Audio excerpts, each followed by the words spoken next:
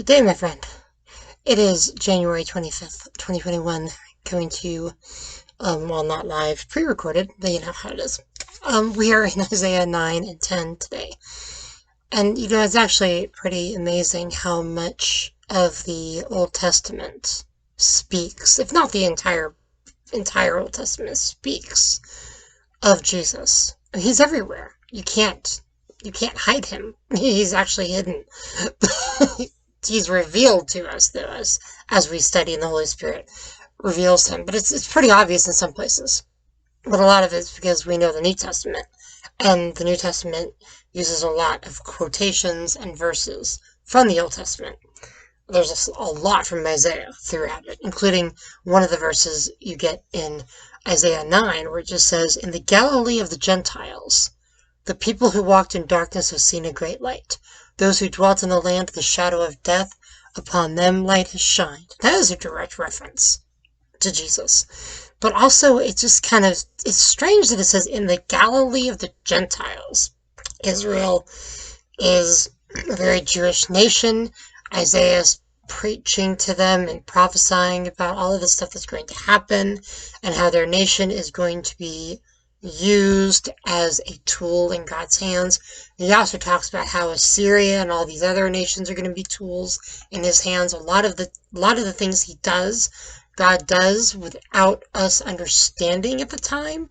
We look back at it and try to understand more in the latter aspects. We can't really put the pieces together while they're falling. But when all is over, we look back, it makes more sense. It's more clear to us. But while it's happening, it isn't always as clear. So Isaiah was talking to these people, and they had no idea what was going on. They were listening to false prophets and false teachers saying, all is going to be fine. All is well. God is going to save us from the enemy. We'll be perfectly fine. Well, he was saying, judgment is coming. Go into exile. All of these things he said were going to happen. If they had just followed God's law and his rule there, it would have been better for them. Verse 6, "For unto us a child is born." This sounds familiar. This is the Christmas verse, right? We quote this all the time.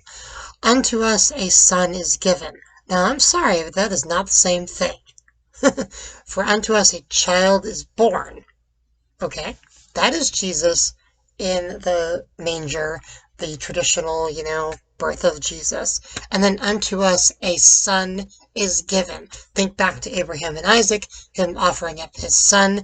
Think back to Jesus on the cross, the Son of God being given. So when you say that verse, when you read that verse during Christmas, you can read it during Easter as well. "For unto us a child is born, unto us the son is given."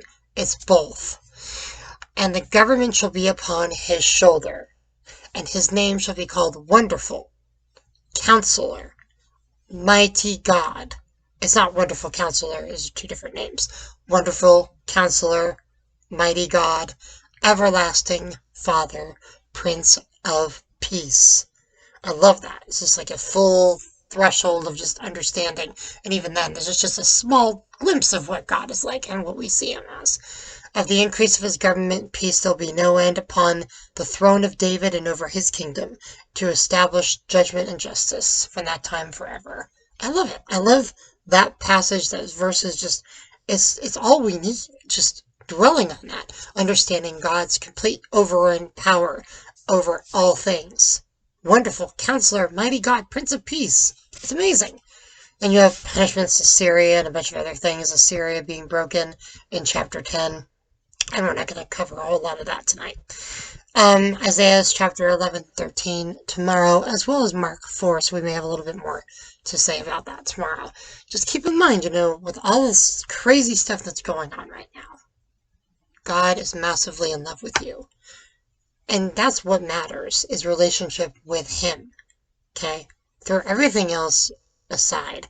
Religious externalism is not what he wants. He wants relationship. He wants one-on-one with each of us. That personal time, the prayer time, the time in the Word, the moment by moments with him. Prayer, journaling, fasting, however you need to do it. Worshiping on the way to and from work. Spend time with God. Do it. And I just pray that he will be with you in all that you do, my friends. Thank you for joining me.